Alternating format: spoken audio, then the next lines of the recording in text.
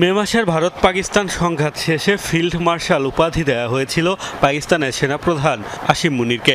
এবার এই chief of army স্টাফকে সাংবিধানিকভাবে প্রতিরক্ষা বাহিনীর প্রধান করার তোড়জোড় শুরু করেছে শেহবাজ শরীফের সরকার।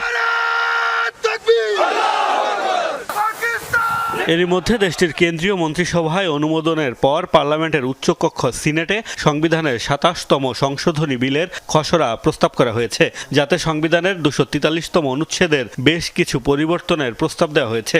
এই সংশোধনী অনুমোদিত হলে বাতিল হবে সামরিক বাহিনীর জয়েন্ট চিফ অব স্টাফ কমিটির চেয়ারম্যানের পদ। এছাড়াও শীর্ষ কর্মকর্তাদের আজীবন সাংবিধানিক সুরক্ষা দেওয়ার প্রস্তাবও করা হয়েছে।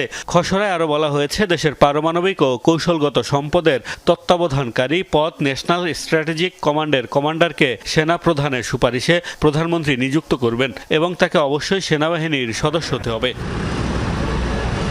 বিচার বিভাগেও বেশ কয়েকটি পরিবর্তনের প্রস্তাব